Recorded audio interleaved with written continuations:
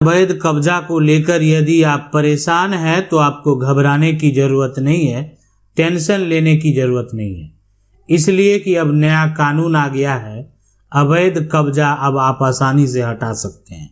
यानी जमीन पर अगर कोई कब्जा कर लिया है तो अब नया कानून जो लागू हुआ है उसके तहत क्या क्या करना पड़ेगा आपको, कहाँ जाना होगा, कहाँ आवेदन देना होगा, कितना खर्च लगेगा, और यानी जो है आप जल्द से जल्द कैसे उसको खाली करा सकते हैं, इसका हम पूरा प्रक्रिया आज आपको बताएंगे। अवैध कब्जा अब तुरंत आप हटा सकते हैं। इसको लेकर यानी सबसे पहले आपको जाना है यहाँ पर कार्यपालक मजिस्ट्रेट के पास है। अब ये कार्यपालक मजिस्ट्रेट कौन है, कार्यपालक मजिस्ट्रेट कहाँ बैठते हैं, कहाँ आपको जो है जाकर आवेदन देना है, और जैसे आवेदन देंगे एक आदेश आ जाएगा, और जैसे आदेश आएगा तो समझ लें कि अब जो है यानी कार्यपालक मजिस्ट्रेट के द्वारा लिखित जो ये आदेश जारी किया जाएगा, और साथ में जो व्यक्ति जमीन पर कब्जा किया है उसको नोटिस जाएगा, और उनको वो जो कब्जा किए हैं ना तो उनसे दावे का विवरण मांगा जाएगा। दावे का विवरण मतलब होता है कि कोई जमीन पर किसी की संपत्ति पर आप दावा कर रहे हैं हमारी जमीन है, तब तो आप जाकर कब्जा कर लिए, तो बताइए क्या है दावा आपका, या जमीन जो मालिक है उनसे भी ये दावे का जो विवरण है वो मांगा जाएगा। तो इसलिए आखिरकार यहाँ पर अब आपको जो है, अब आप कहेंगे कि ये जो BNSS की धारा है वो कार्यपालक मजिस्ट्रेट यानी कौन है, कार्यपालक मजिस्ट्रेट जो है कौन है, इसको जो है इंग्लिश में क्या बोलते हैं, तो इंग्लिश में हो गया ये यहाँ पर एग्जीक्यूटिव मजिस्ट्रेट। अब एग्जीक्यूटिव जो मजिस्ट्रेट हैं वो यहाँ पर अगर बात करें सबसे पहले तो कौन है, DM भी एग्जीक्यूटिव मजिस्ट्रेट है। आप ADM के पास जाएंगे वो भी एग्जीक्यूटिव मजिस्ट्रेट है, SDM है एग्जीक्यूटिव मजिस्ट्रेट है, इसके अलावा कोई है? बिल्कुल देखें, एक तरह से जिनको राजस्व का पावर दिया गया है, यानी अब आगे जो है जब एक तरह से पावर उनको दिया गया हो, तो पावर दिया गया हो तो वहां पर है तहसीलदार हो गए, या राजस्व का ऐसा अधिकारी जिनको कि मजिस्ट्रेट का जो है पावर दिया गया, तो राजस्व अधिकारी कोई हैं, उनको अगर पावर दिया गया है तो ये सभी क्या कर सकते हैं, यानी धारा 164 लागू करा सकते हैं। उस केस में जब आप जमीन का उपयोग कर रहे थे और कोई आया आपकी जमीन पर जो है बुलडोजर चलवा दिया, घर जो है तुरवा दिया, हटा दिया, यानी आपकी जमीन पर कब्जा कर लिया, जैसे भी हुआ कब्जा कर लिया, यानी आप पहले से कब्जे में थे और आपकी जो जमीन है आपसे छीन ली गई। आप पहले से कब्जे में थे, बहुत दिनों से कब्जे में थे, आपके पास कागजात था नहीं था उससे कोई लेना देना नहीं, बस आप कब्जे में थे, आपका पोजीशन कायम था। अब यहां पर सबसे बड़ी चीज है कि इसका साक्ष्य कैसे हम निकालेंगे। अब देखें, नया जो कानून बना BNS की धारा 164 में, तो इसमें जो नया प्रावधान भी जोड़ा गया, और ये प्रावधान क्या है, नया प्रावधान यानी ये इसके को लेकर आप जो है ना साक्ष्य जुटा सकते हैं, यानी आप जो है साक्ष्य तैयार कर सकते हैं कि आखिरकार ऐसा साक्ष्य, प्रूफ तो होना चाहिए ना, प्रूफ नहीं देंगे दिखाएंगे तो कौन विश्वास करेगा, आप सच बोल रहे हैं नहीं बोल रहे हैं। हम मान लेते हैं बात जो है 2 दिन दब भी गया अगर, तो आपका अगर साक्ष्य है ना तो आप साक्ष्य के आधार पर जो है कार्रवाई करा सकते हैं। बाद में जाएंगे और आप ही पर आरोप लगा देगा ये आदमी झूठ बोल रहा है, तो इसलिए साक्ष्य बेहद जरूरी है।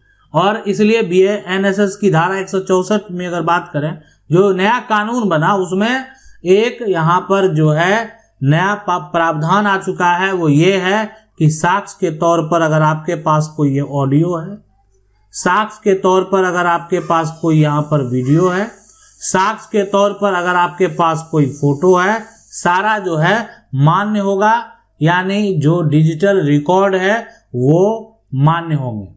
आप जो है सबूत के तौर पर पूरा ये डिजिटल रिकॉर्ड भी प्रस्तुत कर सकते हैं।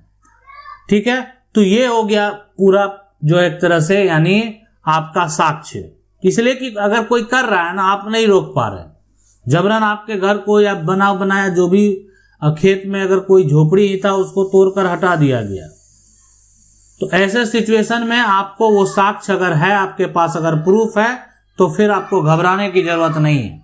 अब देखें इसमें प्रक्रिया क्या क्या होता है। प्रक्रिया ये होता है कि आप जाएंगे, आप वहां पर एक तो सबसे पहले ऐसा हुआ तो एफआईआर दर्ज करा देंगे। तो एफआईआर दर्ज हो गया, पुलिस आई, वेरीफाई की, आप साक्ष्य दिखाए, उसके बाद जो है पुलिस के द्वारा मजिस्ट्रेट के पास जो है रिपोर्ट भेजा जाता है कि ऐसे ऐसे मामला है, शांति जो है भंग हो सकता है, कभी भी मारपीट हो सकता है। तो ऐसा सिचुएशन देखें उत्पन्न जो है हो नहीं हो, लेकिन सीधी सी बात ये समझ लें कि जो है कि एसडीएम के पास आप डायरेक्ट यानी वकील के माध्यम से, एडवोकेट के माध्यम से आप जा सकते। एसडीएम के पास डायरेक्ट आप जो है यहाँ पर केस फाइल करके यहाँ पर बीएनएसएस की धारा जो है, धारा आप 164 लगवा सकते हैं। अब एसडीएम के द्वारा होगा क्या कि यहाँ पर दोनों पक्ष को भेज दिया जाएगा नोटिस। अब दोनों पक्ष को नोटिस जैसे मिलेगा तो दोनों पक्ष क्या करेंगे, नोटिस एक्सेप्ट किए, अब दोनों से कब्जे का प्रमाण मांगा जाएगा, दोनों से यहाँ पर कि कौन कब्जे में था, कब से कब्जे में था, कब्जे का प्रमाण आप दीजिए। और प्रमाण में जो है क्या, एक तरह से यही होता है ना कि जमीन का पोजीशन किसके पास होना चाहिए, जिसके पास जमीन का रसीद हो। सीधी सी बात है, सरकार को जो राजस्व दे रहा है उसके पास जमीन का पोजीशन होना चाहिए। जमीन का खतियान किसके पास, जिसके पास है, जमीन का केवाला जिसके पास है, और ये सब के साथ क्या होना चाहिए, जमीन का रसीद भी। ये सभी ये कब्जे का प्रमाण है। या किसी के पास जमीन का अगर मान लेते हैं एलपीसी बना हुआ है, ठीक है, तो ये सब क्या प्रूफ है, साक्ष्य है कि आखिर जमीन किसके पास है, कौन है जमीन का मालिक। आज अगर आप जाकर बैंक से लोन ही लेते हैं तो ये सारा कागजात ये साबित करता है ना कि जमीन का मालिक कौन है, इसी को लोन देना है। अब किसी के पास कोई कागजात नहीं रहेगा, सिर्फ जमीन रहेगा, तो उसको तो लोन नहीं मिलेगा। तो अब यहां पर क्या होता है कि ये देखा जाता है कि आखिर कौन व्यक्ति कब से कब्जे में, किसके पास कागजात है, आपकी जमीन आपके हाथों से चली गई। तो अब यहां पर एसडीएम के द्वारा यानी दोनों पक्षों को सुना जाता है और फिर आदेश जो है जारी कर दिया जाता है कि देखें क्या यथास्थिति बना रहेगा। यानी फैसला खास करके जो एग्जीक्यूटिव मजिस्ट्रेट हैं उनके द्वारा ये दिया जाता है कि उनका जो है क्षेत्र में, एरिया में यहां पर शांति बना रहे,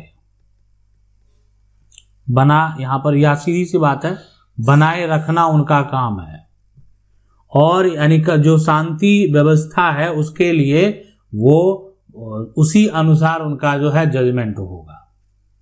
जैसे अभी होगा क्या, खास करके मान लेते हैं कहीं पर एक गांव है या जो एरिया है वहां पर दो लोग हैं, एक का नाम है यहां पर मनोहर, दूसरा का नाम है एक तरह से यहां पर जो है रामनोज। मनोहर रामनोज जो है आपस में जो है लड़ना शुरू कर दिया एक खेत के लिए, जमीन जो है खेती वाला जमीन, खेती का जमीन के लिए हो रहा है झगड़ा। अब ऐसे सिचुएशन में जो है विवाद हो गया तो झगड़ा बढ़ने लगा तो आपस में जमीन के लिए मारपीट भी हो गया। अब जैसे झगड़ा बढ़ने लगता है तो अब कोई व्यक्ति गया, क्या मान लेते हैं कमजोर पड़ रहा है, तो डर के मारे वो क्या करेगा, एफआईआर जाकर कर दिया। तो एफआईआर किया, पुलिस के द्वारा जो है रिपोर्ट तैयार किया जाएगा। यानी पुलिस जो है एफआईआर हुआ तो पुलिस अब क्या करेगी, यहां पर जांच करेगी और उसके बाद पुलिस रिपोर्ट तैयार करना उनका काम है। पुलिस का जो है यहां पर जो है रिपोर्ट तैयार करना, और फिर क्या होता है यहां पर एसडीएम को यहां पर भेजना, ठीक है, ये काम होता है एसडीएम को भेजना। तो अब यहां पर अगर देखा जाए, अब इस तरह के मामले में जो उनका जजमेंट होता है, देखें कि आखिर विवाद नहीं बढ़े, दोनों पक्ष को नोटिस भेज दिए, कब्जा का जो है प्रमाण मांग लिए, और ये जो है उनके द्वारा आदेश ये दिया जाता है जिसके पास कब्जा है, जिसके पास यहां पर वर्तमान कब्जा है या कल को कब्जा था, जो भी है, वही खेत यहाँ पर यूज करे, वही खेत जो है, ठीक, आपका विवाद, आपका खेत है, आपकी जमीन है, वही खेत क्या होगा यहाँ पर जोते, वही फसल लगाए। तो इसलिए फिलहाल जो वर्तमान स्थिति है वही चलने देना है।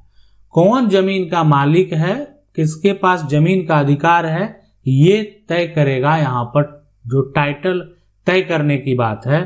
टाइटल का दावा का असली, जमीन का असली मालिक कौन है, इसको लेकर साक्ष्य देखने के बाद फैसला होगा। यानी अभी वर्तमान स्थिति यही है कि जमीन जिसके दखल में है ना, लड़ाई भी करेंगे, झगड़ा भी करेंगे, तो उस सिचुएशन में, इस कंडीशन में जो है एसडीएम मजिस्ट्रेट का भी आदेश उसी के पक्ष में होगा जिसका वर्षों से दखल में है, जो वर्षों से कब्जे में है। ये है, अब है कि अवैध कब्जा हटेगा कैसे, तो हटेगा, यानी हटेगा तब जब आप साक्ष्य प्रस्तुत करेंगे। इसके लिए जमीन जो है का रसीद कटना बेहद जरूरी है। जमीन का म्यूटेशन हुआ है, जमीन के पक्का केवला है, खतियान है, ये सब कुछ है, तो यानी अब उसको जो है पूरा उस पर कार्रवाई की जाएगी और की, ताकि वो जमीन जो है किस आधार पर जो है दखल में है।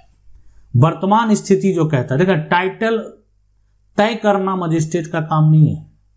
आखिर जमीन का कौन मालिक है, कौन पुराना रिकॉर्ड से मालिक है, उससे कोई लेना देना नहीं है। वर्तमान स्थिति क्या कहती है उसके अनुसार यानी एग्जीक्यूटिव मजिस्ट्रेट को कार्य करना है। ये है पूरा प्रक्रिया। आशा करते हैं वीडियो अच्छा लगा होगा। वीडियो को लाइक जरूर कर दें।